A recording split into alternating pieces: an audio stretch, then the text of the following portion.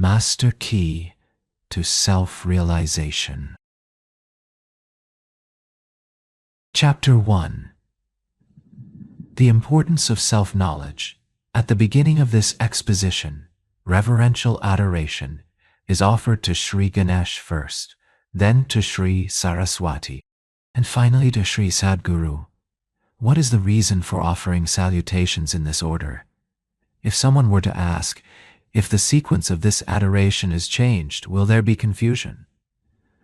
The answer has to be yes, there will be confusion. This is because Shri Ganesh is the deity for meditation and contemplation, and Shri Saraswati is the deity for the exposition of the teaching through words.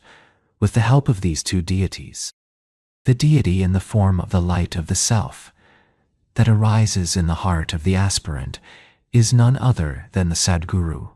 Therefore, the Sadguru necessarily has to be adored after Shri Ganesh and Shri Saraswati.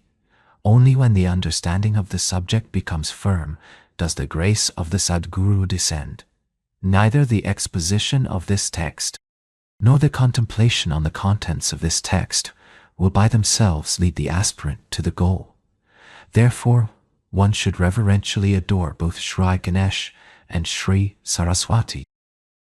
There is an ancient method of expounding the teaching of Vedanta that is commonly followed in this tradition Sampradaya when presenting the subject matter of this text to the aspirant. According to this method, first the manifest form of the Sadguru is seen by the eyes, then the knowledge about the teachings of the Vedanta and the value and significance of these precious teachings is extolled through the words of the Guru. Then, a mantra, a subtle name of God, or a phrase is given, and the aspirant is instructed to practice meditation on the repetition of the mantra for a short period of time, usually several weeks, to imprint its significance within. This provides a means for the aspirant to make the mind more subtle so that the teachings to follow can be more easily grasped and realized. This is the seeker's initiation to the teaching and invitation to become an aspirant on the path to realization. In accordance with the method of the saints that has been outlined above, the Sadguru first explains about the subject that is to follow, then indicates its characteristics, and finally follows by imparting a detailed knowledge of the subject. In most schools of education, when teaching small children about any subject, the teacher first verbally informs the child about the subject matter that will be taught. This is called the kindergarten method of education. Similarly, initially the Sadguru verbally gives you a concept or idea of reality, such as you are he, or only Brahman exists, or some other similar form of mantra that is to be contemplated upon. Through repetition or churning, this idea will be indelibly imprinted on the mind. This is called the tradition Sampradaya of the Sadguru. Through this preliminary method, the aspirant achieves results sooner, so be it. And afterwards, the Guru expounds the truth, the subject matter, to an ordinarily intelligent aspirant, and he understands what the Sadguru conveys. And about that which he is teaching, however, the main difficulty is in experientially realizing what has been intellectually understood. Through the exposition of the subject by the Sadguru, one understands what the self-Atman is. However, the ghost of doubt pops up in the mind of the aspirant in the form of the question, how am I the self? And the aspirant's mental attitude does not become free of doubt. There is an intellectual understanding, but no realization. The remedy for this is to study with determination and learn the teaching. Unless there is sustained and repeated study, it will not be fully understood and realized. For example, in the instructional handwriting book, the letters presented are very beautiful. We understand this, but initially we cannot write the letters in the same way. If, however, the same letters are written repeatedly, then by virtue of that practice or study, the letters are beautifully formed as soon as the pen touches the paper. Here, someone might ask, How much study or practice is required to learn the subject well? The answer is the study and the practice, or effort, must continue relentlessly according to each one's capacity, until it is understood or realized. A general example can be stated here to impress upon the mind of the aspirant the importance of repeated study. An ordinarily intelligent man can understand something if it is explained to him 2 or 3 times. If he repeats it 10 or 20 times, it becomes a habit. If he repeats it 100 times, it becomes like an addiction. Once he becomes familiar with it 1,000 times, it becomes inherent nature for the one practicing it.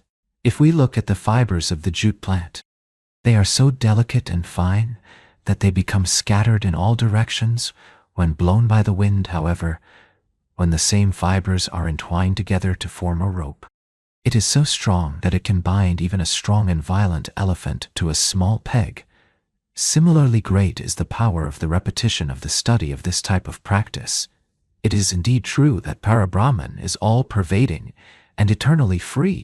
However, the wind in the form of mind has become so strong in us due to misdirected practice and study through birth after birth that it has imprisoned the eternally free Brahman in the thought of identification with the body.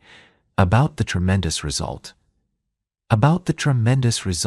of repeated practice, Saint Tukaram has said, "Whatever is unachievable becomes achievable only by virtue of repeated study and practice."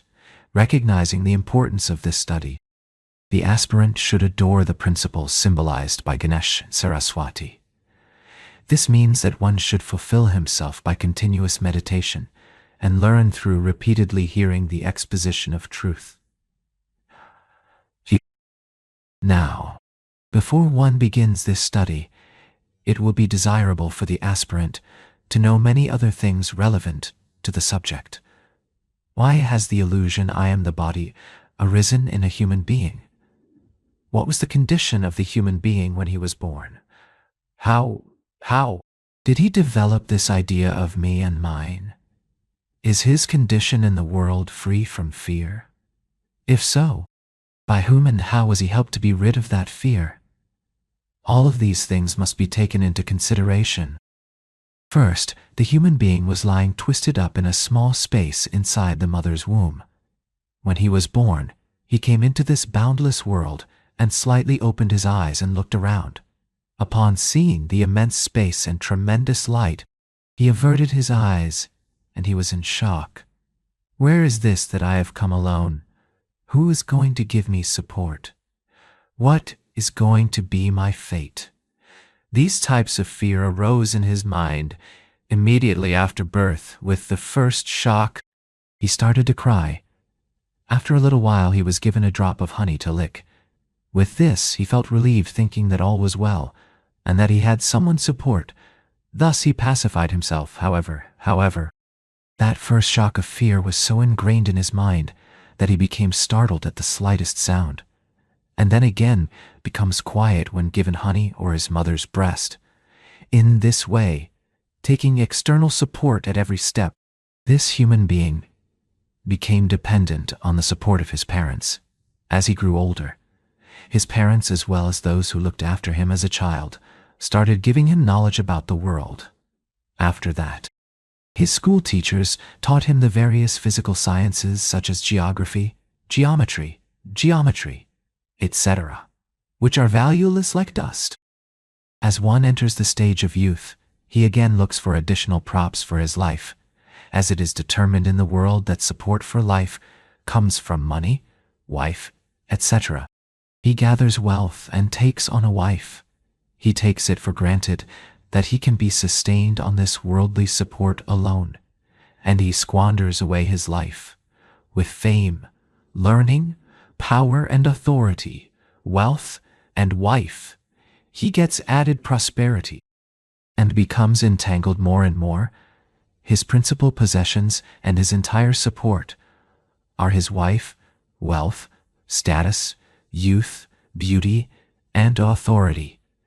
Taking special pride in all of this, and becoming intoxicated with worldliness, The human being misses knowing his real nature. The pride about money, pride about authority, and pride about beauty absorb the man, and he forgets his real nature. Eventually, the above possessions start dwindling one by one. By one.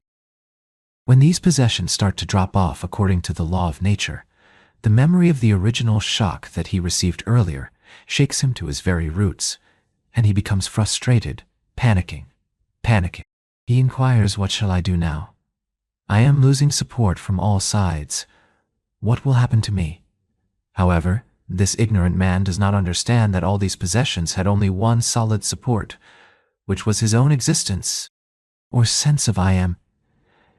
It is by that support alone that money had its value, that his wife appeared charming, that honor received seemed worthwhile, his learning gave him wisdom, his form acquired beauty, and his authority wielded power. Oh, poor man, you yourself are the support of all the above described wealth. Can there be a greater paradox than to feel that wealth gave you support? In addition to this wealth, power, woman, youth, beauty of form, and honor. If one further receives ill-gotten fortune, how strange and perverted would one's actions become? A poet once wrote describing the pranks of the human mind. It is primarily a monkey. In addition to that, he gets drunk, and to top that, a scorpion bites him. Even such a poet would put his pen down, seeing the ludicrous absurdities of this human being, and would bid goodbye to his poetic talents. The sort of man who considers his body as God and is absorbed in its worship day and night should be considered to be like a shoemaker. There is an appropriate proverb that says that a Chamhar's god should be worshipped only with shoes in Marathi. The word Chamhar means the one who carries a hide on his back.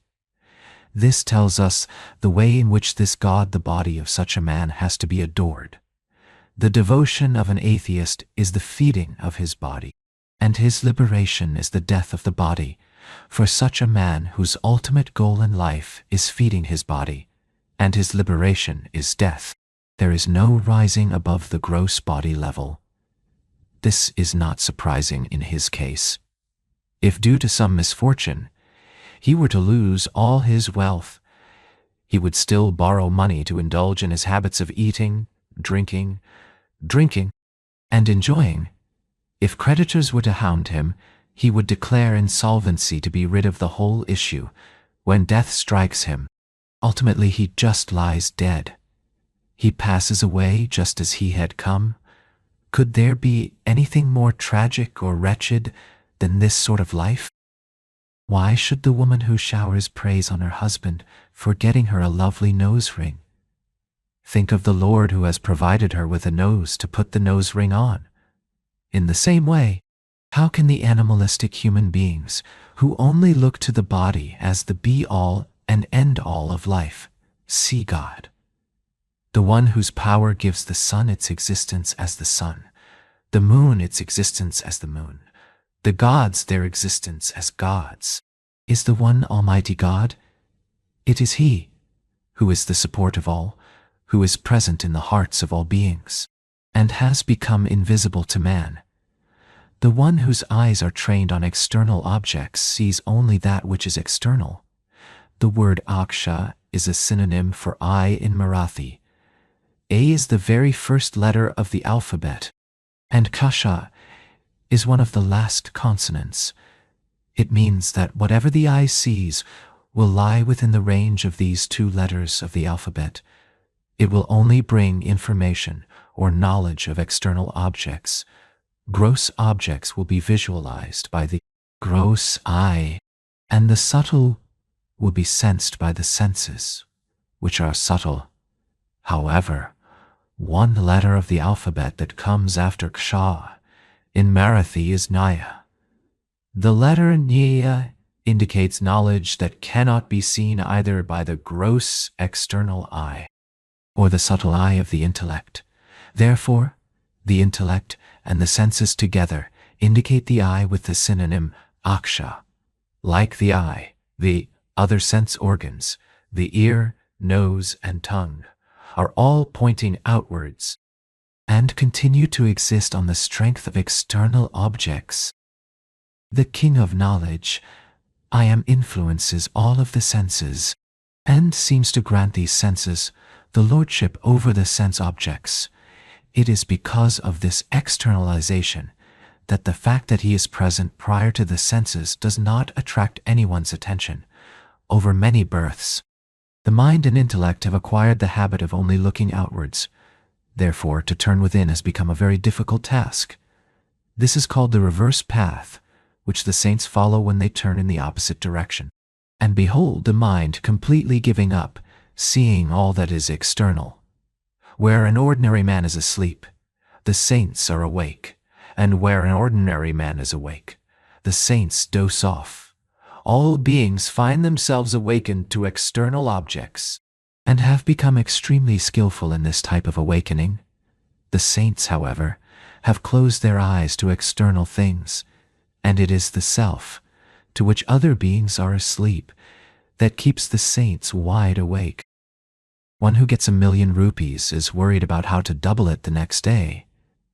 He pushes himself to acquire more and more. However, the saints warn him, turn back, turn back.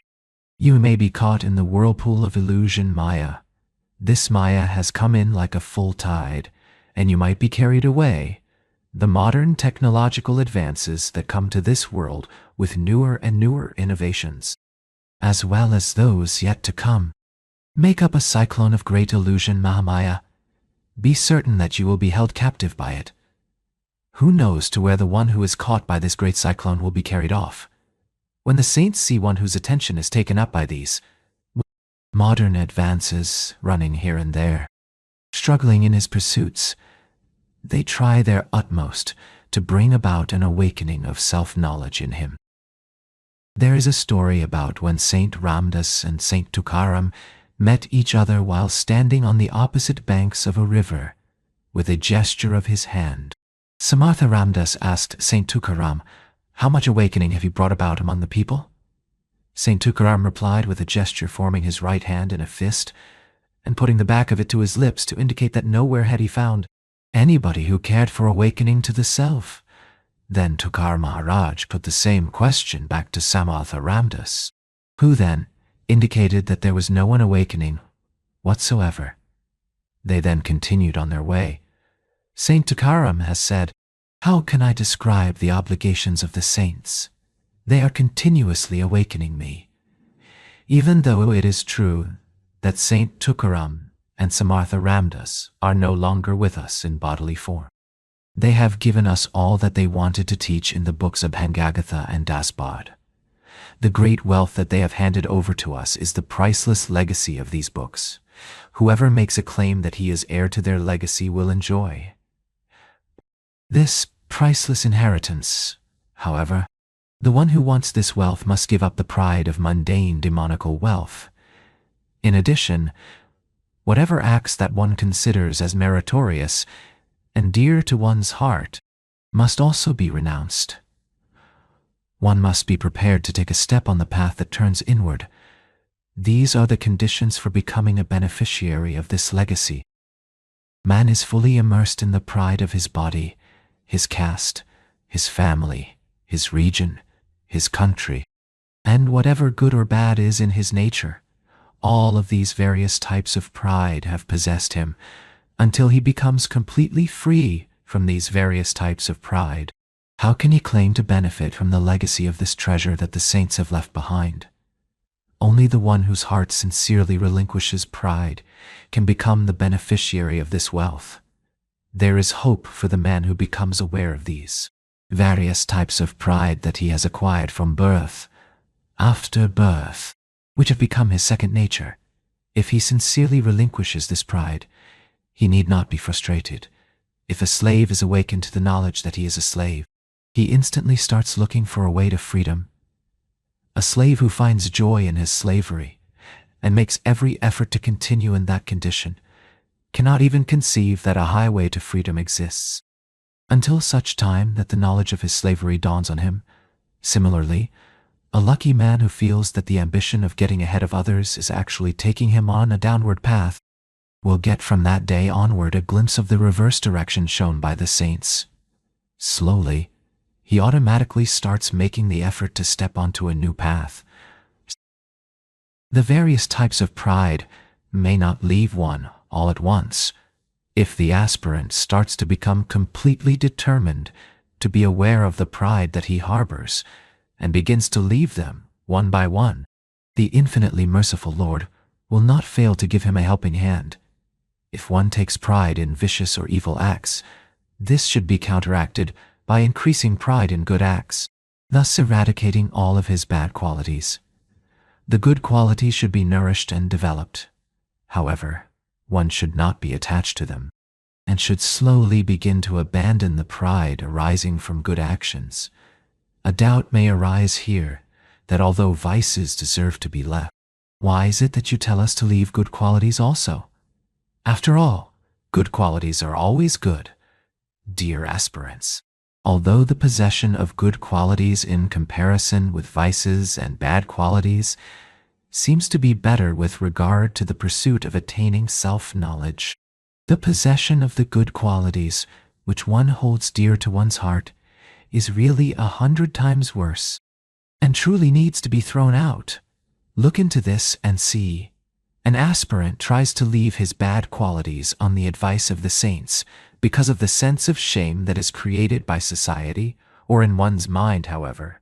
The one who possesses good qualities is always getting praise in the world, and is accordingly full of pride about these good qualities. It is very difficult for one to let go of the pride about good qualities. The pride regarding negative qualities can be left fairly easily, but it is not so in the case of pride regarding good qualities. Nobody wants to admit that he has committed any error. But the pride that one harbors when he has given meals to thousands who have visited the 4 holy places, or opened lodging for holy people, or worshipped a deity millions of times, becomes so firm in him that it becomes almost impossible to give up. It is when one recognizes one's worldly ways and is ready to relinquish them that he soon finds a Sadguru. However, the one who is sought after by everyone for performing many good deeds gets so deeply buried in the flattery that is showered upon him that his way to the Sadguru becomes lost due to his pride. Realizing this, one must conclude that pride about bad qualities is tolerable, but the pride about good qualities is best to be avoided completely. Both the pride about one's good qualities and pride about one's bad qualities are thorns on the path to self-knowledge. When one thorn is pulled out with the help of another thorn, there still remains the second thorn, pride of good actions, that one carries around in the shirt pocket. Will this thorn not also prick the chest or rib? If a thief is shackled by iron handcuffs and a king by golden handcuffs, does that mean that the king is not bound? Take it for granted that while the man in the iron cuffs will thank someone who frees him from them, the man with the golden cuffs will pounce on the throat of anyone who tries to free him. He will try his best to permanently keep the golden cuff on his hands. What is the force behind this? Who is this friendly enemy in this example who makes... this friendly enemy in this example who makes... One feels so happy in his bondage. It is the pride one has in good deeds that is the real archenemy of the aspirant. This pride is the enemy who blocks the way to ultimate truth, paramartha. Therefore, it is necessary to renounce any pride that one has about good deeds. This may require tremendous effort, but without renouncing all pride, the aspirant can never claim his legacy to the wealth of knowledge. It is believed by many that a man's worldly wealth, such as money, a beautiful wife, status, etc., is the result of meritorious deeds done in previous births. But these very beliefs act as boulders obstructing the way to finding the ultimate truth. Therefore, it may be said that these things are really the result of body identification, the definition of sin. When a person is infused with pride, he becomes possessed, and therefore becomes incapable of treading the path of ultimate truth. Contrary to the wealthy man, there might be a man who does not have a penny, who is quite ugly, has no wife, no status, and is so poverty-stricken that in order to fill his belly, he is willing to eat whatever food he could get from anyone. He may have lost his caste, family, friends, and all who were dear to him.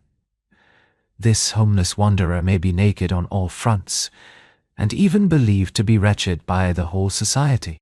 Yet he truly may be more worthy of gaining self-knowledge, because he is naturally free of pride. The ears of someone like this poor naked man turn towards the Sadguru sooner than one whose ears are filled with flattery. The one who is puffed up with pride has no room for receiving the advice of the Sadguru. Such a person has no time to turn to the Sadguru's advice, even for a minute. The whole of humanity has become entangled in illusion from birth and lives in bondage. In addition to this, man creates many types of artificial bondage around him, in the form of comforts and attachments resulting from ever newer inventions. If man has to live in modern society, he has to abide by and respect the norms of traditional social conventions and governmental rules. For example, wearing a necktie in order for one to do one's daily work is supposed to be the proper social etiquette. In these types of ways, to be up to date in society makes one feel that he is getting more and more freedom. In modern society, if one does not indulge in drinking or drugs, or does not shave every day, he is considered a social outcast. By diving into the bondage of such a society and holding such silly ideas dear to the heart, one only continues binding oneself, only further increasing the pride that one has about worthless things. Unless these types of social bondage and pride are completely thrown off, and unless one is considered to be a madman by the socially wise people, there is no hope that one will arrive at such a mental state that allows one to be free from pride and such social bondage. The Sadguru's only aim is to help one to become completely free of all pride and to eradicate the identification with the body. If the aspirant finds the renunciation of all pride and social bonds difficult to do, or is unwilling to formally renounce his wife, money, or estate, he can begin with inward renunciation. When this becomes successful, the formal renunciation slowly becomes possible. Inward renunciation means renunciation that is undertaken with the mind.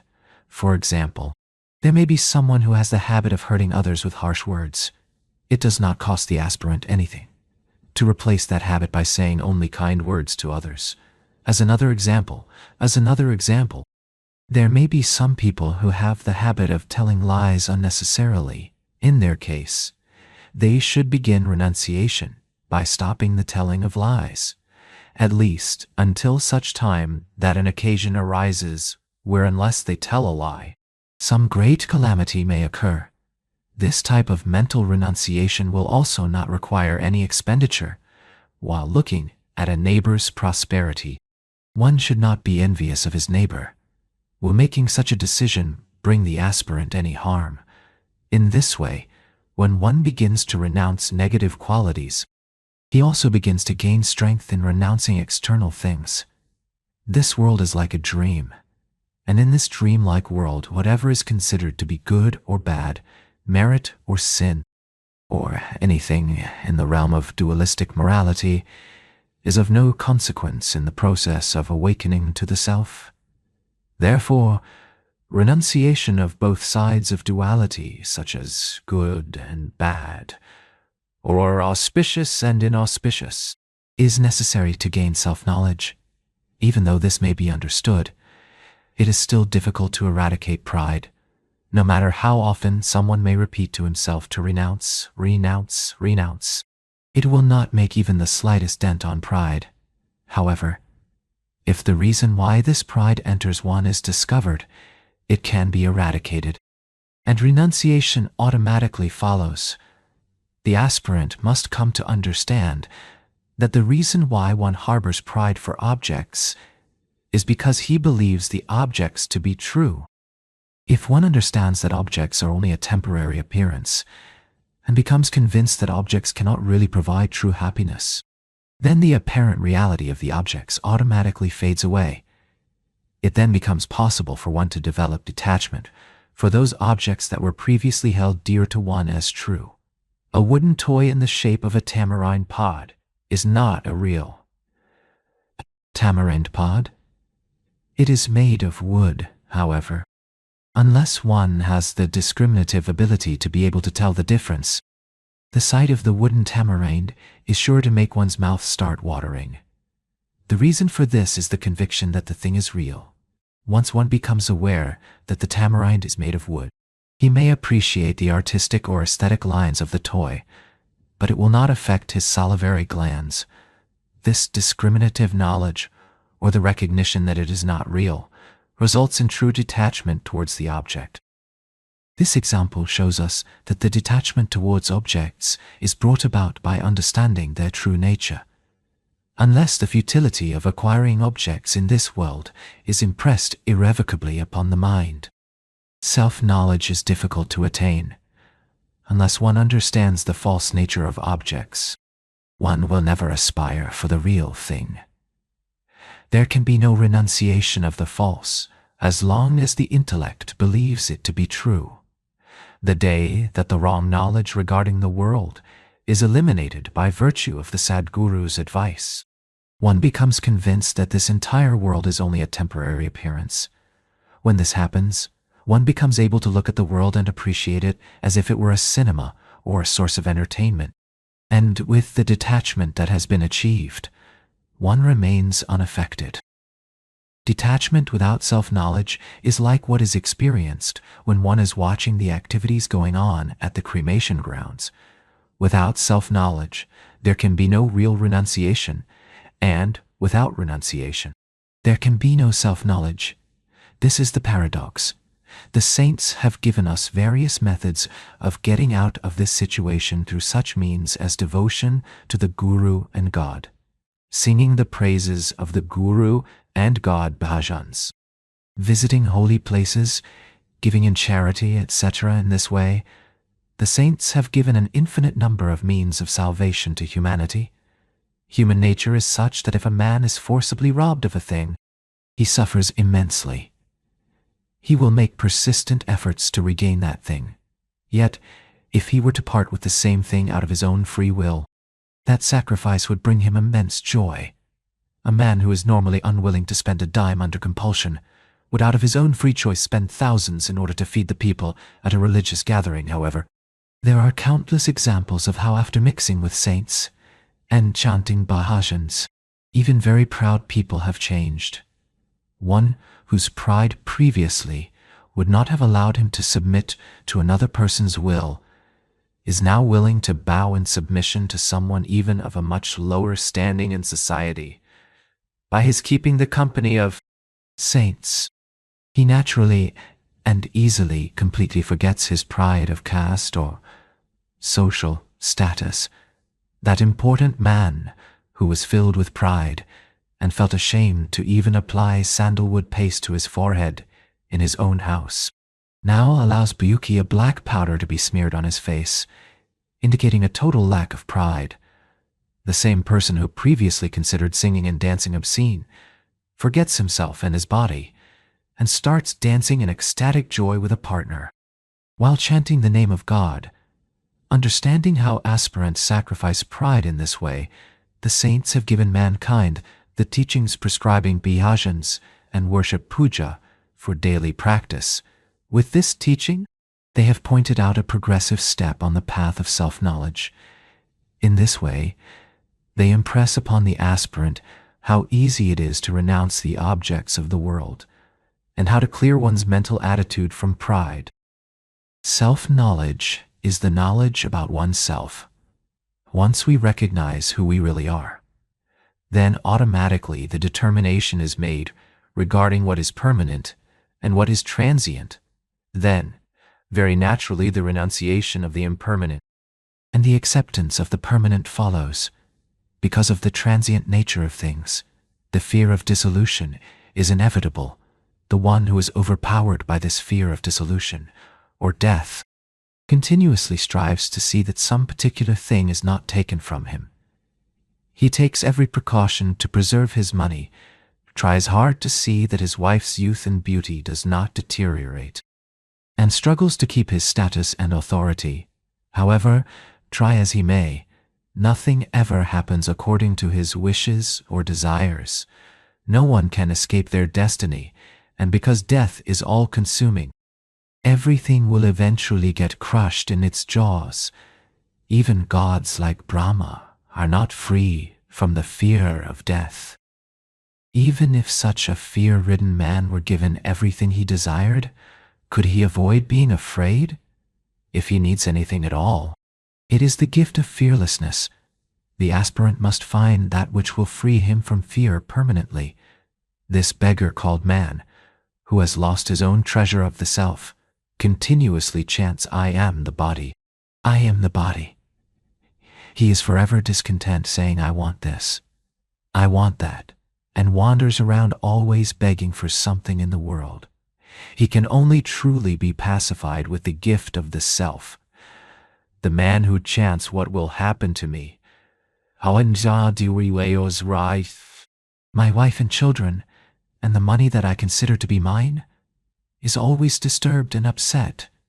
This sort of man needs to be given the gift of fearlessness, and thus be made fearless.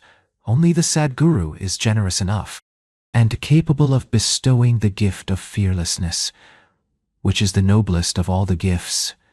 Kings and emperors, and even gods are incapable of granting this gift of fearlessness.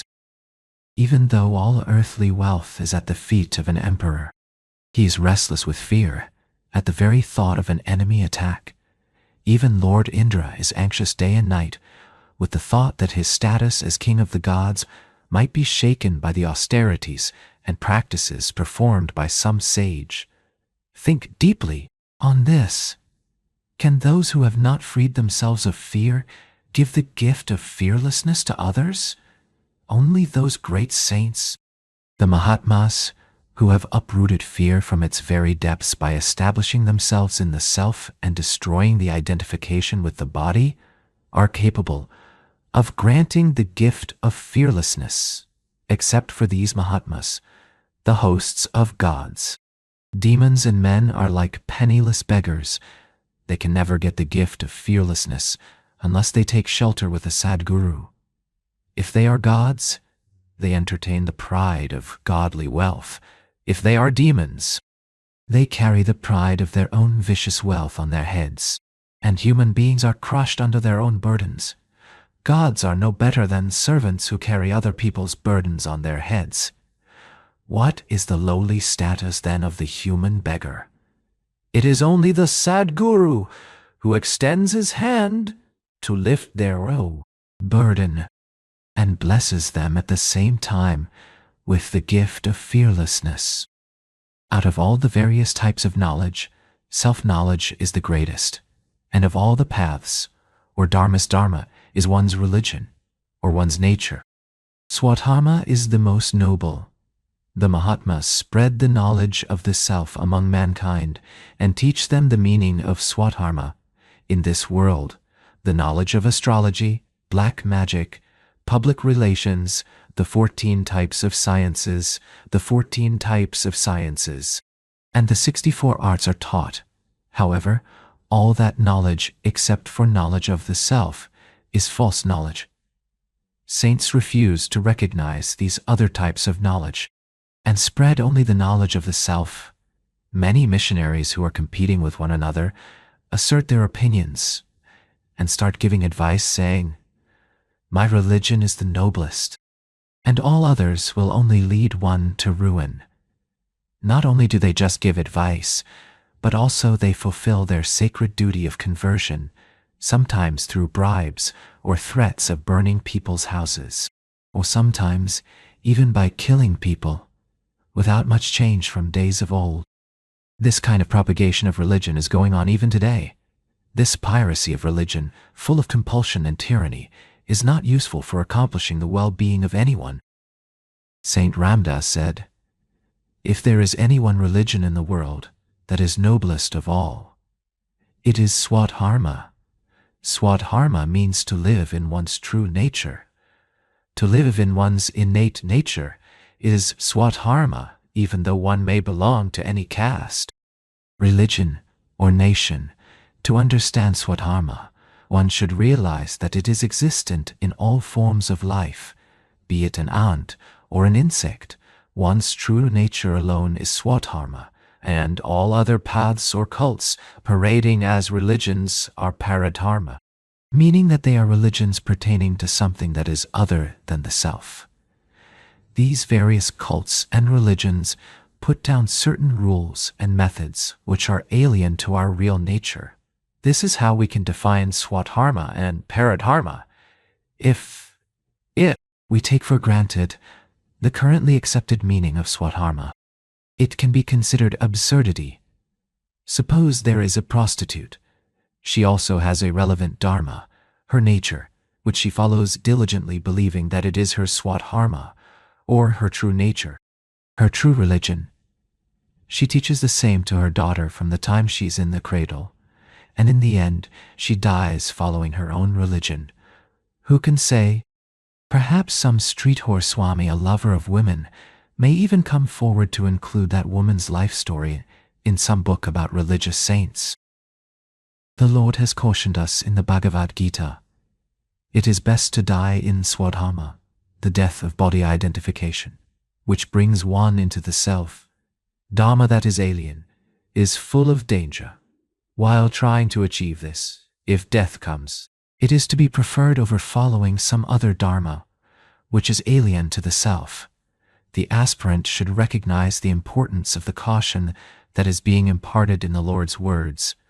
Eradicating the idea of identification with the body is the sign of the knowledge of the self. Mahatmas experienced this type of death while living.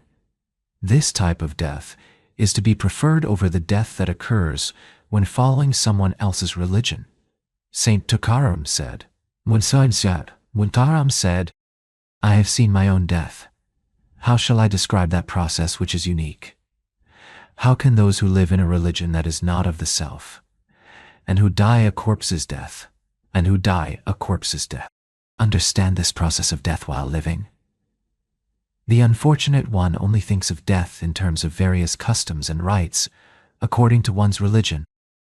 Those dharmas built on the strong basis of body identification contain the dualities of temptation and fear, heaven and hell, merit and sin, and bondage and liberation.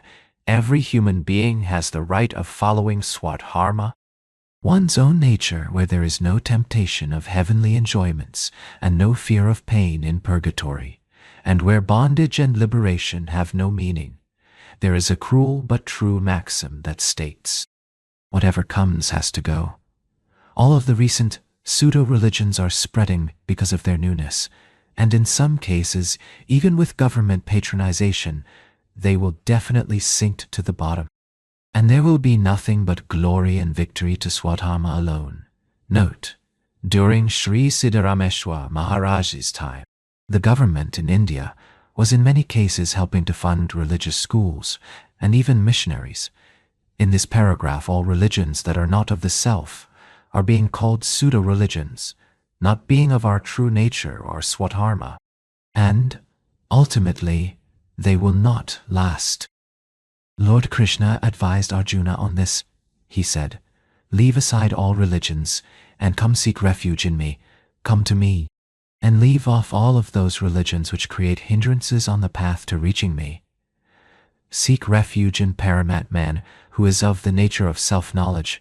You will have realized yourself when you attain me, and there will be nothing more for you to do." All karma actions gets exhausted in self-knowledge, on the pretext of advising Arjuna. Lord Krishna has given this advice to all human beings, that they should fulfill themselves by accepting this advice that he has given.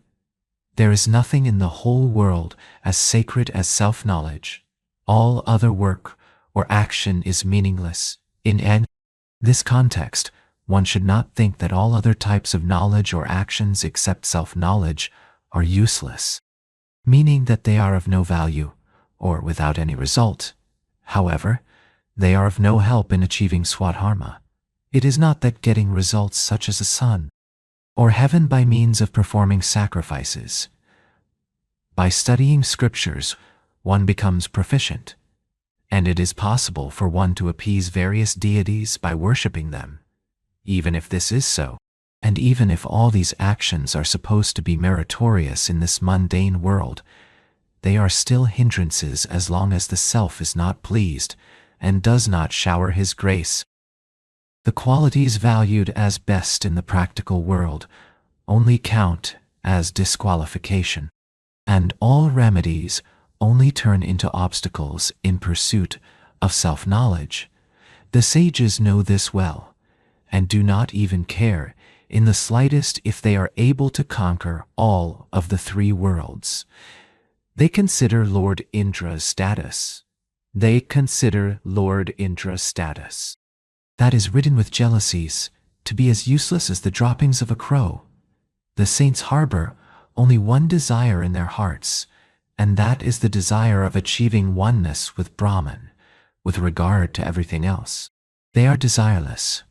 Those saints who are represented by statues of auspiciousness became one with Brahman when their consciousness became disidentified from their body.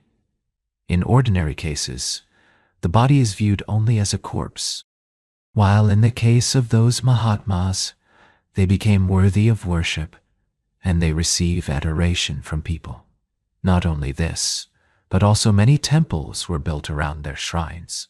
Thus, they became immortal by becoming the object of worship and adoration by the whole world. Rama, Krishna, Siddhartha, Hanuman, Malhari, Jagadamba were all Mahatmas in the form of gurus. While they were alive, they did the work of spreading knowledge, and they became gods when they left the body. All the temples on earth belong to these very gods who grant the wishes of devotees according to their vows and desires. They lift the aspirant to their own level and bring them to the achievement of self-fulfillment. Many people think that the God that one worships meets him when he sees a vision and gets his work done. But God is not limited to one point or place as the devotee imagines. He resides in the devotee's heart as well as in every heart, and it is He who inspires one to get one's work done. Nobody should ever entertain the wrong idea that after the Mahatma leaves his body, he assumes the same body again and comes out of his samadhi, comes back from the dead, and then gets his devotee's work done. When you wish that a certain person should get 10 rupees at Pune city in Maharashtra state in India, you give a 10 rupee note in cash to the main post office at Sholapur. On the second or third day, you get the receipt indicating that the intended person has received the amount that you have sent. Have you ever made inquiries to the effect that the same note or the same coins that you handed over to the post office have reached the intended person? No, this type of question never even arises in your mind. Your attention is centered not on that exact note, but on the value of the note. When the amount sent has reached the person, you do not have any complaints. In the same way, these past saints and Mahatmas who have turned into gods get the devotees' work accomplished through the Mahatmas that are living today, and who are of the same caliber. This is the way their devotees' wishes are fulfilled. This is the way their devotees' wishes are fulfilled. What magical skill did these persons possess who were honored in their lifetime and became immortal, thereby retaining their fame even after their bodily death? What special learning did they have that they should be adored by people even after death? In this world, there are many arts and sciences, many discoverers, and many adventurous heroes are praised during their lifetime. These heroes are congratulated and covered with garlands of flowers and bouquets. The people even express their admiration for the heroes by carrying them on their shoulders. However, in due time, a hero who had been an object of people's adoration soon becomes a subject of their abuses. Soon people who were pampered as heroes for a few days are condemned in an assembly. Sometimes, even resolutions condemning them are carried out. It is clear that the greatness of these heroes is artificial and not everlasting, because their greatness is based on transient learning or adventures. Their greatness is not based on the sacred learning that gives everlasting peace, like the knowledge of the self. It is based on some science, such as politics, with some practical motive. In politics, names and faces continue changing with time. And in the physical sciences, new discoveries follow one after another. A person who was once proclaimed as great is found to be of no importance, and in some other corner of the world, some other person starts shining on the horizon. The greatness that is achieved through any learning other than self-knowledge eventually takes an opposite direction. Because of this, these great ones have to suffer the sweet and sour experiences associated with honor and insult. It is no wonder that no one goes to the trouble of thinking about these great men after they are dead. Out of all the types of knowledge, Vidya, self-knowledge, Atma Vidya, is the only knowledge that grants everlasting peace, one saint asked. What is the use of any knowledge that does not grant peace of mind? There are many types of courses of learning that are available in the world. Why is there such a proliferation of courses? The reason is that no one has found peace of mind. The struggles in the world have not stopped even a little, because the restlessness of the mind has not ceased. Why is this? It is because all of these sciences and arts are centered in ignorance, and they are useful only for increasing the agitation and restlessness of the human mind. There is no relationship of cause and effect relating learning to peace. The one who evaluates various kinds of gems, and one who examines various sciences and arts, or aesthetics, has lost the happiness that comes from peace of mind, because they have no ability to examine themselves. Why should one search another man's house when he has not searched his own house for something that he lost while he was at home? The man who boldly asserts this man is like this, and the other man is Mr. A or Mr. B, while he does not know who he is himself, is never free from restlessness. It would be futile to discover what thing could be extracted from where, or to know many addresses, if one does not know one's own address. Chapter 2. Investigation of the four bodies in search of eons. Who is this? Once upon a time, there lived a man named Gomaji Ganesh, who lived in a town called Andheri. At one point in time, this man established a custom in the courts of law that no order or document could be accepted as legal unless it bore a stamp with his name on it, along with the words "the brass door." From that point on, all of the officials of that town only accepted a document as being legal if it bore the stamp of Gomaji Ganesh, the brass door. This procedure for making documents legal continued for a long time, until eventually the stamp officially became part of the legal system of the city of Andheri, and no one ever inquired as to just whom this Gomaji Ganesh was. As time passed, it happened that one day an important document that did not bear the official stamp of Gomaji Ganesh, the brass door, was cited as evidence in a case filed in the court of law. Except for the fact that this document did not have the official stamp, it was otherwise completely legal according to all other points of law and ordinary procedure. At one point in the case, an objection was raised that the document should not be accepted as evidence because it did not bear the official stamp of Gomaji Ganesh, the brass door. At that point, a courageous man, who was a party to the lawsuit, argued before the judge that the document was perfectly valid because it bore all of the relevant signatures of the current government officials. He argued, why should the document not be admissible? if it is otherwise perfectly legal, except that it does not bear the stamp of Mr. Gomaji Ganesh. Thus, he questioned the legality of the stamp itself. Consequently, the legality of the stamp was made an issue of contention. Until that day, no one had ventured to bring this issue before a court of law. Since it had now arisen for the first time, it was decided that a decision should be made regarding the legality of this stamp, out of curiosity about how the procedure of the stamp of the brass door came to be put in place. The judge himself took the matter in hand for inquiry.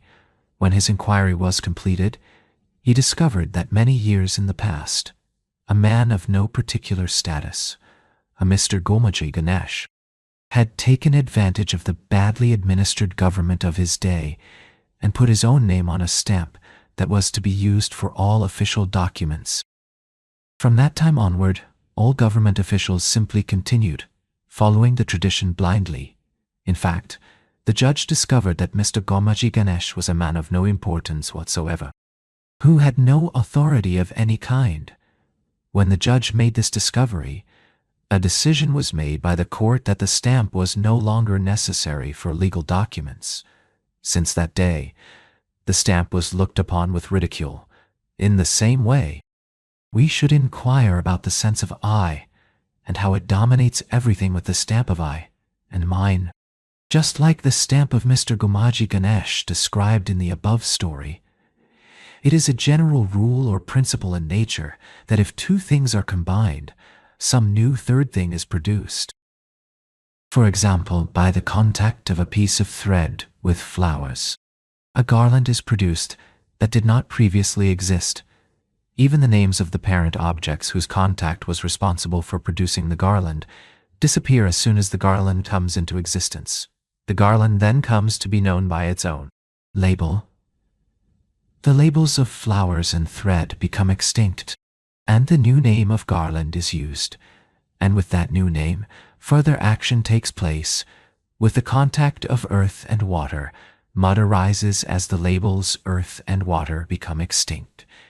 In much the same way, stones, bricks, mud, and mason come together, and a third thing called a wall stands before our eyes, while the stones, bricks, mud, and the mason simply vanish from our sight. It is by the coming together of knowledge and ignorance that a peculiar thing called the intellect comes into existence, and it is through this intellect that the contact with the world emerges. Gold and goldsmith come together and produce a third thing that appears before our eyes as an ornament. The ornament is seen, and the gold and the goldsmith are forgotten. As a matter of fact, if anyone was to try to find out if there is any such thing as an ornament inside the gold, one would see nothing but gold. If we tell someone to bring an ornament without touching the gold, what could he bring? The thing we call an ornament would simply vanish, in the same way out of the union of Brahman and Maya illusion. The thief called I has come along proudly saying I, and raising its head proclaiming sovereignty over both Brahman and Maya. This I, or ego, is a barren woman's Maya's son, who tries to establish unlimited sovereignty over the entire universe. If we observe the parents of this I, it is clear that it is impossible for them to give birth to such a child. The mother of the child is Maya, who does not exist. From the womb of this Maya, the I has come forth. It is supposed to have been produced by the life energy. Yet, I has come forth. It is supposed to have been produced by the life energy. Yet, this life energy Brahman has no gender, and does not even claim to possess doership. So the readers can imagine what kind of an I this is. As described above, the existence of I is only in name. Yet, like Mr. Gomaji Ganesh, he announces his name everywhere as I.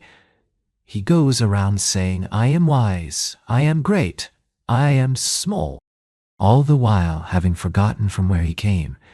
Instead, he starts glorifying himself as I, like the cat who laps up milk with its eyes closed, not aware of the stick that is ready to strike him from the rear. As soon as he accepts a right or a privilege, he must also accept the responsibility that goes along with it. As soon as one says, I am the doer of a certain act, that must enjoy the fruits of such action.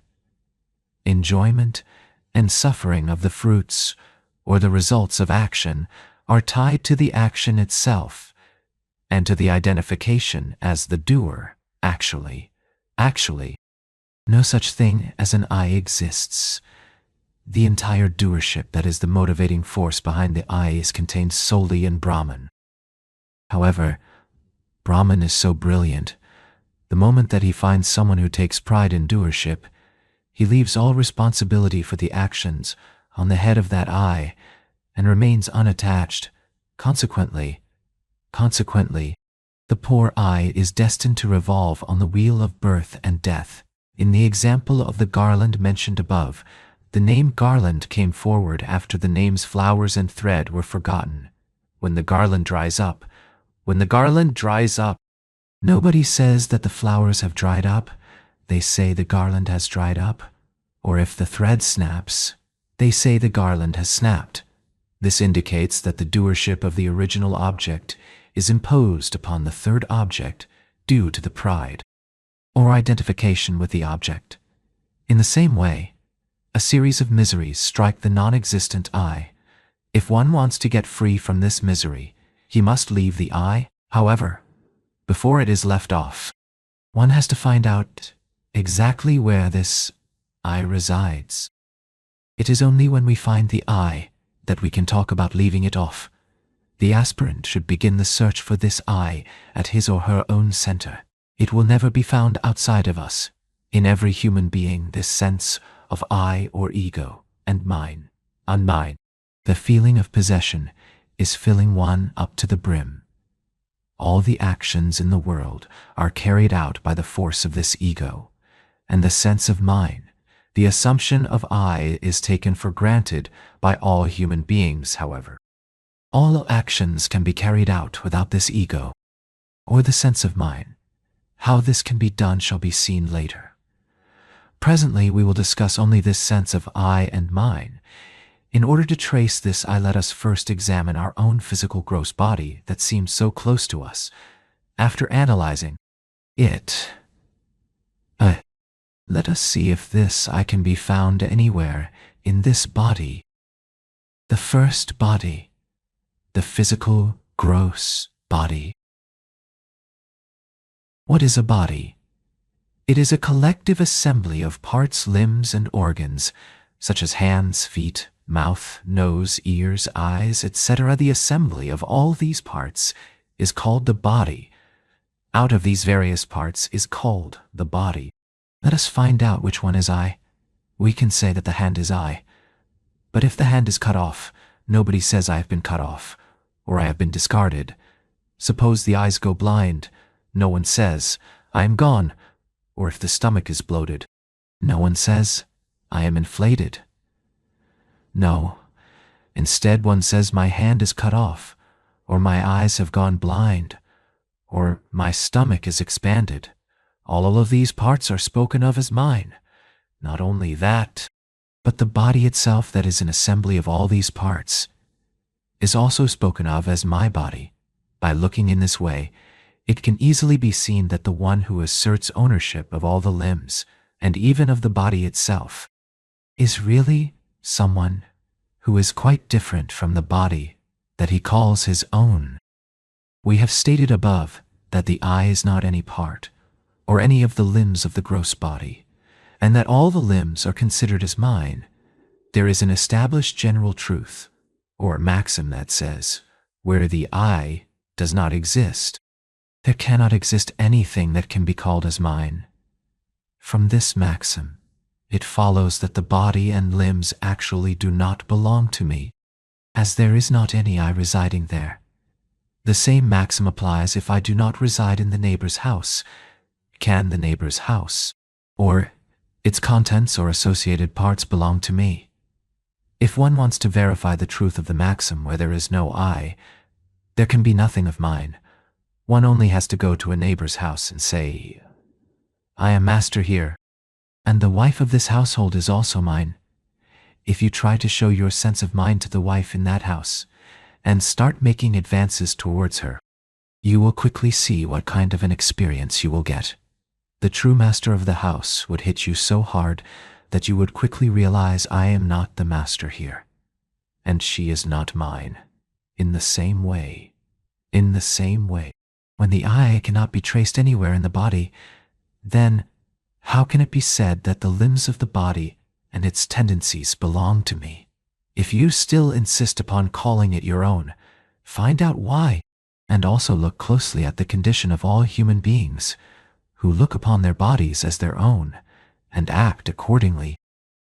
The human being forgets his true self and does not understand who he really is. Therefore, he has to take many births in numerous species. Sometimes he becomes a worm and passes out in a stool.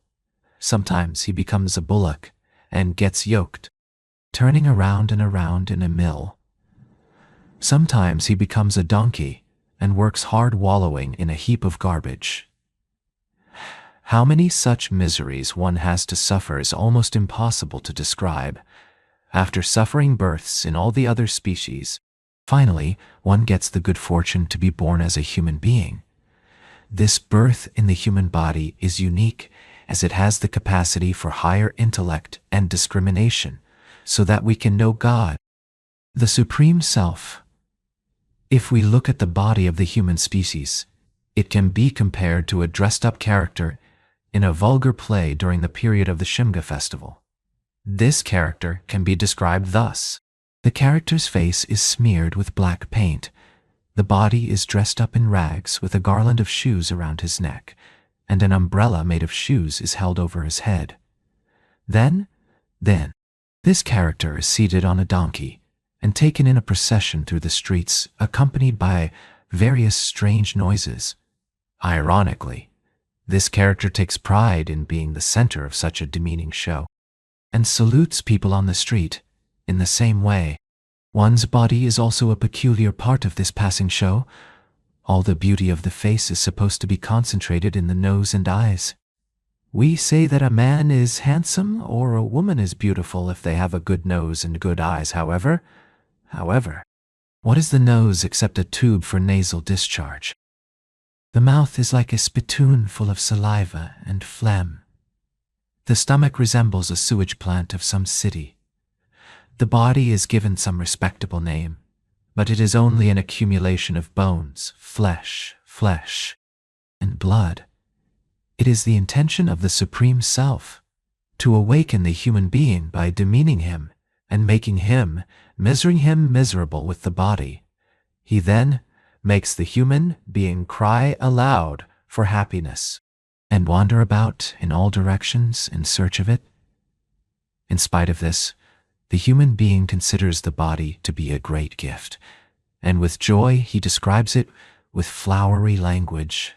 The nose, which is a tube of mucus, is compared to the bud of some beautiful flower. The eyes, which are the places of abundant discharge, are called lotus eyes. The face, with a mouth like a spittoon full of saliva, is called a moon face, and the arms and legs, which are like crooked branches of a tree, are referred to as lotus hands and lotus feet. The human being looks upon this type of behavior as normal and exhibits his foolishness shamelessly.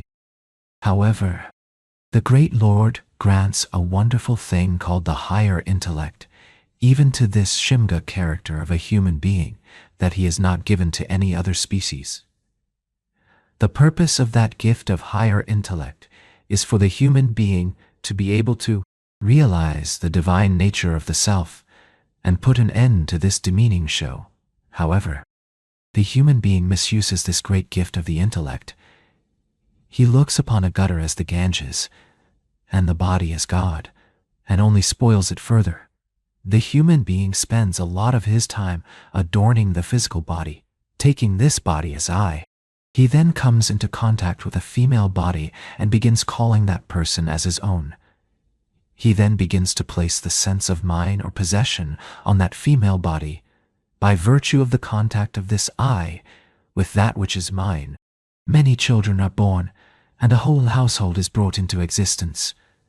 The household eventually gets shattered, and the poor man suffers ridicule. This story has been described in great detail in the book Das Bod by Shri Samartha Ramdas. It is recommended that the knowledge in this book be studied and understood. We have determined that the I cannot be traced anywhere in the body.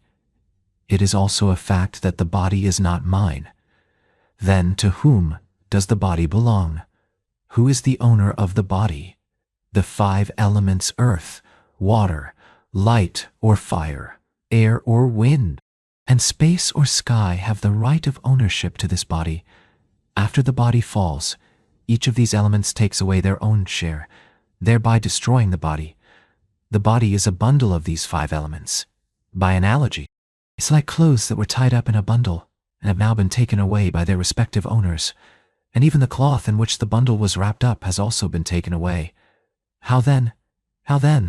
Can anything called a bundle remain? There's not even anything left that can be seen. In the same way, once the body that is composed of the 5 elements is unbundled and dispersed back into those 5 respective elements, there remains no object such as the body. Examining in this way, we can see that I am not in the body, nor does the body belong to me. This type of body, consisting of a bundle of the 5 elements, cannot support any pride of I or an ego, nor can it sustain the relationships that existed due to the identification with the body, such as birth and death, or the 6 passions: greed, anger, desire, hatred, craving, and pride that affect the body. These cannot be related to any me as being mine. The body may be in a state of childhood, or youth, or old age, or the body may be dark, fair, beautiful, or ugly. It may be infested with disease. It may be wandering aimlessly, going to holy places for pilgrimages, or it may be motionless in samadhi. All of these attitudes, properties, and modifications belong to the body, but the I is separate from all of these. From the analysis of the physical body, we have learned that the I is separate from all of its qualities. Additionally, we can easily see that someone else's beautiful, cute, bonny baby is of no value to us, compared to our own dark, stocky boy who has pockmarks and a flowing, dirty nose. We do not suffer if someone else's sweet child dies as much as we suffer if our worn old shoe gets lost. The reason for this is that we do not have the same sense of possession or mine for the other person. Once one understands that some particular thing is not mine, and that it belongs to someone else, he becomes indifferent about that thing. He even gradually starts disliking that thing which belongs to someone else or another, and then it is easily renounced. Understand clearly that the body is not mine. It belongs to the 5 elements, and that it is someone else's property. When you understand this, whatever kind of properties the body may possess, how does it affect you? So, let us leave the physical body, and let us proceed ahead. However, to leave the body does not mean that it should be pushed into a well or be hung with a noose around the neck. We leave it by understanding it, and by gaining the factual knowledge about it. When the body is known for what it really is, the obsessive interest in it subsides. We can step beyond it, and it is automatically renounced. If the body is purposefully destroyed physically, then one definitely gets reborn again and again. Complete renunciation of the body is achieved only through discrimination of the real from the unreal. By using discrimination while one has the human body, one naturally arrives at a state of renunciation, and instead the body becoming a reason for rebirth, it has the capacity to liberate one from the cycle of birth and death altogether. There are 5 types of dissolution. 2 are at the level of the body, 2 at the level of the universe, and 1 through discrimination. They are: 1. Daily dissolution, or the dissolution of deep sleep. 2. Dissolution through death. 3. Dissolution of the Creator and creation Brahma Pralaya. 4. dissolution at the time of many ages, or kalpas kalpa pralaya 5. Dissolution by thought, or discrimination out of these 5 types of dissolution. Everyone is familiar with the 2 types of dissolution associated with the body, or daily dissolution, which are deep sleep and the dissolution of death. In deep sleep, the whole world, including our body, is dissolved. However, upon awakening, the body and the world are present just as they were before going to sleep. And all actions start again, just as they did before.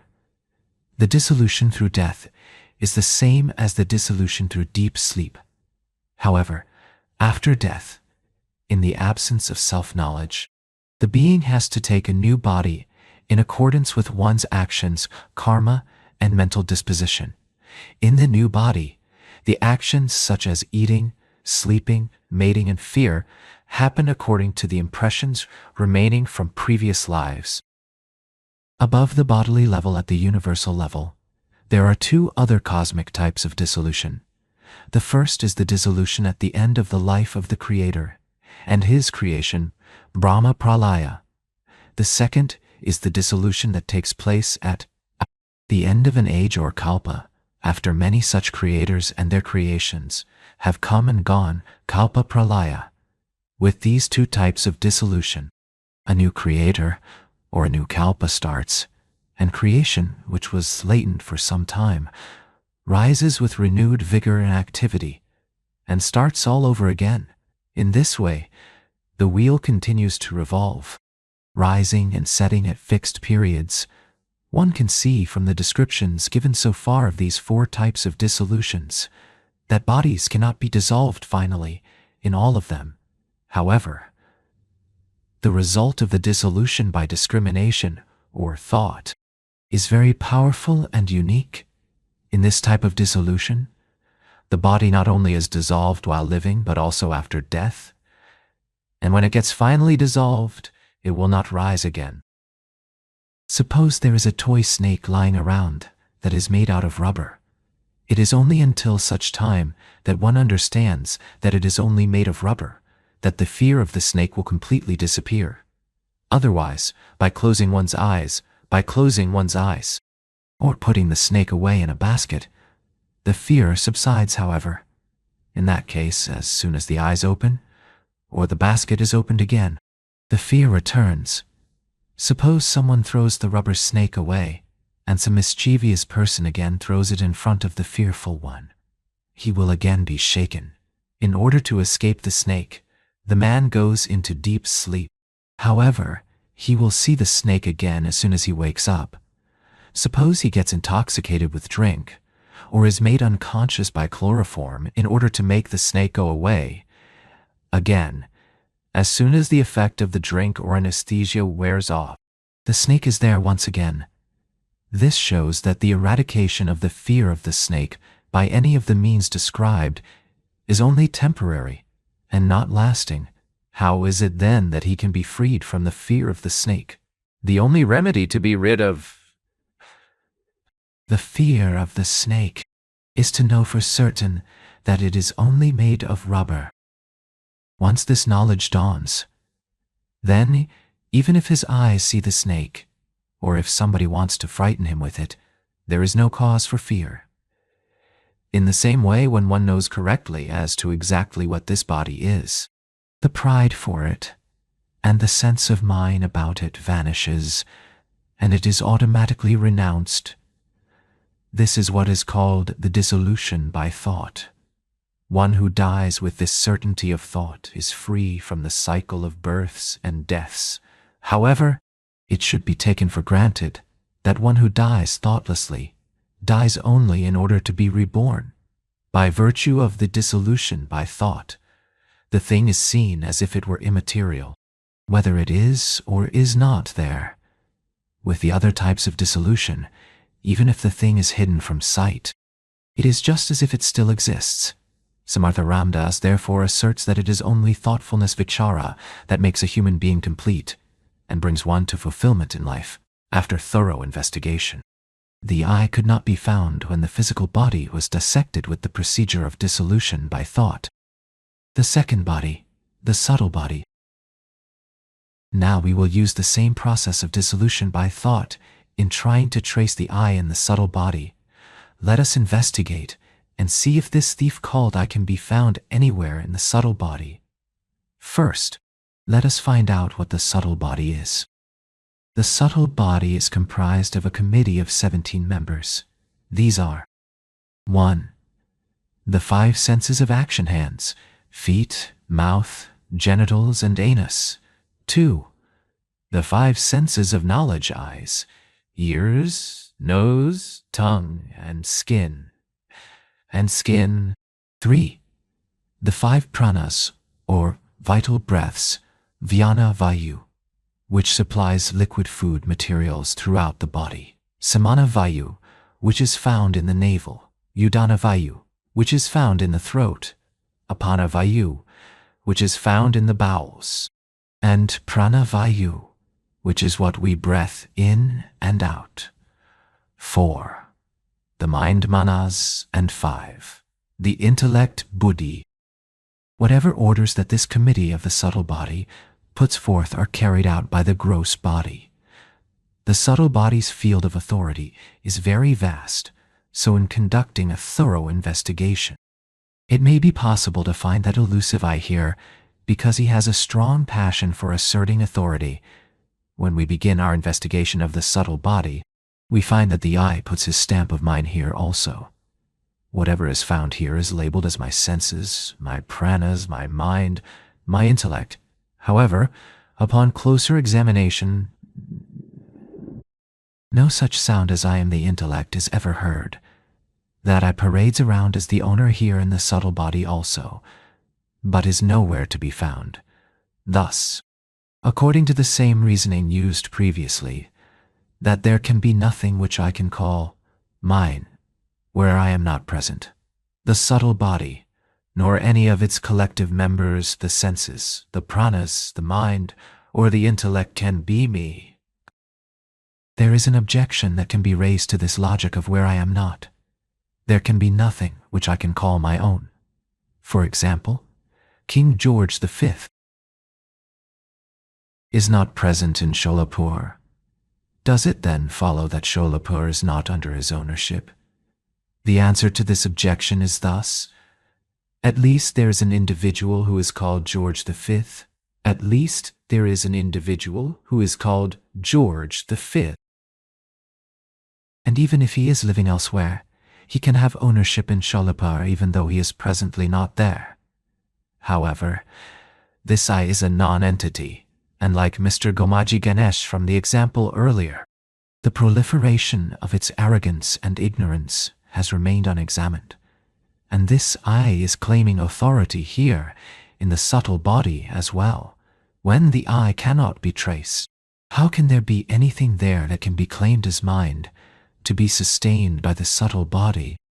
The subtle body is like a subtle silk bundle.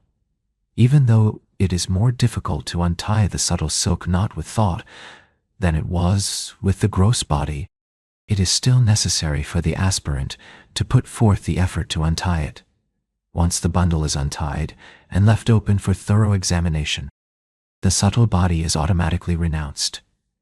It is important to recognize that the subtle body is itself the seed of birth and death, which is of the nature of desire. If that seed is roasted just once in the fire of knowledge, it may appear unchanged, but even if it were ever to be sown, there is no hope of it sprouting. A doubt may arise here that if both the gross and subtle bodies are renounced, and the attitude of pride such as I and mine also disappears, is it not possible that the actions of the body may either come to a halt or might not be executed efficiently? The doubt may be removed thus. Suppose someone keeps a thing in a locker because he is under the impression that it is made of gold. However, at some point, he finds out that instead of gold, it is really made of brass.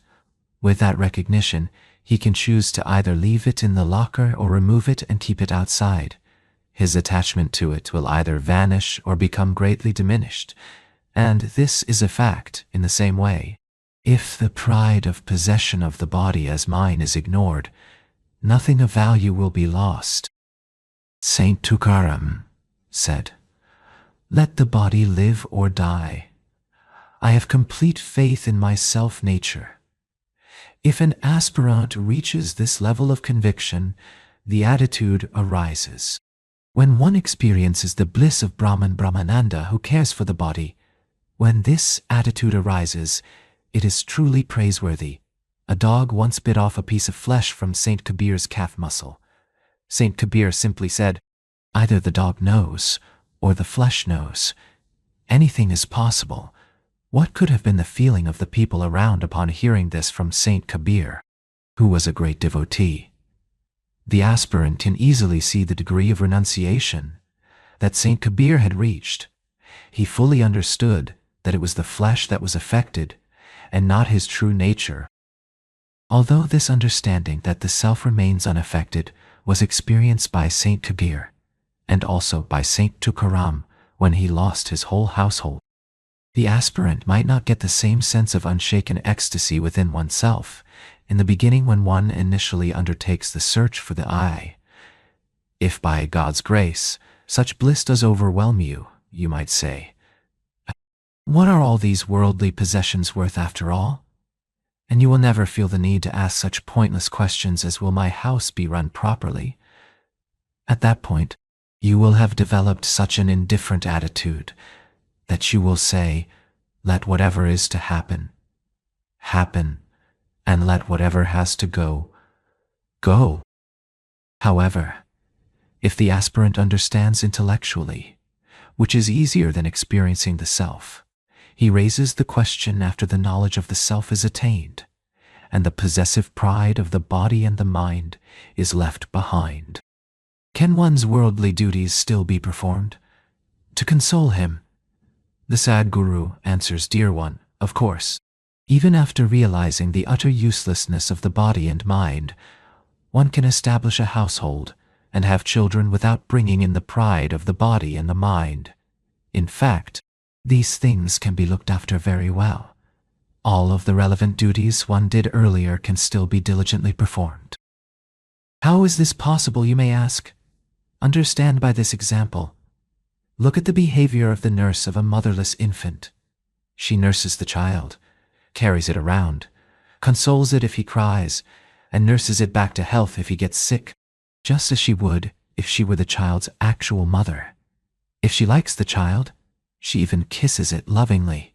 While doing all of this work, she does not even have the feeling that the child is her own, in spite of all that she does for the child. If the father of the child dismisses her, she at once picks up her things and gets out of the house. At the time of quitting her position, she is neither happy if the child was to put on weight, nor sad if the child were to die. The reason for this attitude is that she does not have a sense of mind regarding the child. However, it cannot be said that she has not performed her duty properly due to the absence of this sense of mind. Let us look at another example. Take the case of a trustee who manages a minor's estate worth many millions of rupees. His lack of the sense of mind does not hinder him in his duty, and he has been managing the estate of the minor very efficiently. If the duty is not discharged properly, the trustee is liable, and will surely suffer the consequences. The trustee does not have the feeling that the estate is mine, and, accordingly, is not affected if the estate increases in value, or even if it is decided in a legal suit that the estate does not really even belong to the minor. His duty is to look after the estate carefully as long as it is under his management. In short, in order for one's duties to be performed properly, it is not necessary that one must have the sense of I or mine while performing them. In exactly the same way, the gross and the subtle bodies form a bundle that is rooted in the 5 elements, and is given as a keepsake, which is entrusted to the human being As a trustee, you must look after the bundle in the best possible way. If you neglect this responsibility, you will surely suffer consequences in the form of the loss of health, of both body and mind. If the trustee manages the minor's estate efficiently, and the nurse looks after the child very well, they are awarded their salaries in return. Likewise, if you look after your body and mind well, and keep them in a healthy condition, you also get a return, in a form of joy.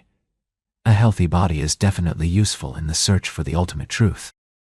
All of this, carrying out of one's responsibilities, has to be achieved without the sense of mine. With this attitude, even if the body becomes fat or thin, or lives or dies, there is no elation or lament. If a trustee of a minor's estate is led astray by a sense of mine, and claims ownership and embezzles from that estate, he will be jailed. In the case of spiritual practice, the identification with the body means forgetting the self, or killing the self. The hope of liberation recedes for the one who is bound by the idea of being a body, even though in truth, he is only nothing but the self.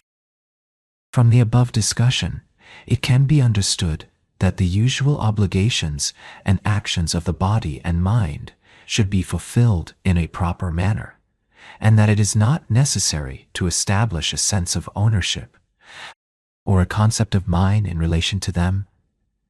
The obligations of the trustee and the nurse while carrying out their responsibilities do not require them to have any sense of possession, and their duties are performed quite normally. In the same manner, the duties of a human being can be performed without entertaining the sense of possession or any concept of mine in relation to the physical or subtle bodies, the third body, the causal body. Suppose we lose the concept of possession for the gross body, as well as the subtle body, and admit to the fact that the bundle belongs to a stranger. Still, we must find the answer to the question, who am I, or where am I? Let us now go over the definition of the causal body. What is the causal body? As soon as we step in here, there is pitch darkness everywhere. Is it possible that this dark ignorance is the place of residence for this I? It surely seems this is his main headquarters. Ignorance seems to be the main property or quality that belongs to him. There is certainly some hope of finding the elusive I here. Let us see. Here we move about, as if blindfolded searching for it. And the I is not to be found anywhere in causal body. Here the I seems to have even given up his sense of mine. There seems nothing that can be called mine in this place. Everything seems to be absolutely quiet. That I who loudly proclaims I so arrogantly in the gross and subtle bodies, seems to be totally silent here. The I seems to be playing hide and seek so that he does not get caught by the one who searches for it. In the causal body, the I seems to have dug itself into a trench of darkness so that the one making the search might fall in, being forced to end his search. Dear aspirants, do not be concerned.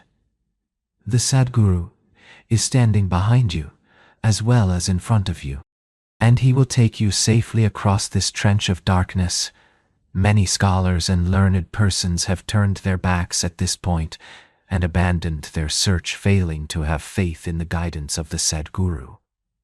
For you, however, there is no reason to abandon your search like them. You have a guide who is a very capable master, a Samartha Sadguru.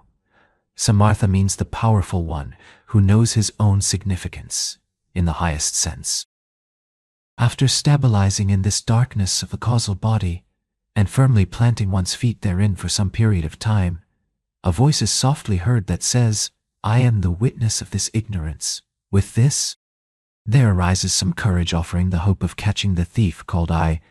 With the recognition of this voice who says, it is the witness of the ignorance, there also comes the thought, this thief is here somewhere. He may be near, or a little further ahead. but he is witnessing the ignorance from somewhere nearby.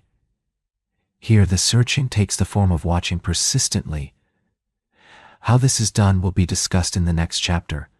The witnessing that is going on is happening from beyond the emptiness of the causal body, from the position in the great causal body, Mahakarana body, or Turiya state. When this is understood, the I is quickly overjoyed in finding himself. Who can describe that joy? In that joy, the I cries out, I am Brahman, I am self-knowledge, the fourth body, the great causal body, Turiya. The one who says I is really the all-witnessing Brahman. It is he who is of the nature of knowledge, the sense of I am. When this certainty is established, there arises wave after wave of bliss. Afterwards, when this bliss ebbs away, look at the miracle that happens. After inquiry and deep thought vichara, one arrives at the recognition that I am not even of the nature of knowledge, for just as I am covered with ignorance in the same way, I am covered with knowledge. I was not originally having any ignorance or knowledge. Ignorance and knowledge were born out of me, and were mistakenly taken to be me. With the aid of such deep thought, it can be seen that the arising of both ignorance and knowledge within me points to me as their creator. Therefore, knowledge is my child, and I am its father. And I am its father. I am prior to, and different from, that knowledge. Brahman.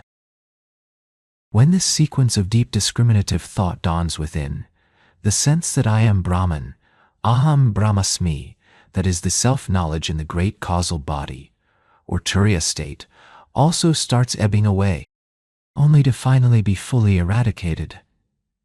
Then I am absolutely naked, without any covering whatsoever. Arriving here in this nakedness, it cannot be described as to who or what this I is. If you want a description of the I who is found here, you may utter any word found in any dictionary, but that is not I. This I here can only be expressed as not this. Not this. It is the one who throws light on anything called this. You may utter words and sentences to try to describe it, but those are not it. Whatever meanings come forth, you take those to be the description of I, but those are not it. If you do not understand what is being told now, you must leave off the words and concepts, and merge in deep silence, and see who I am.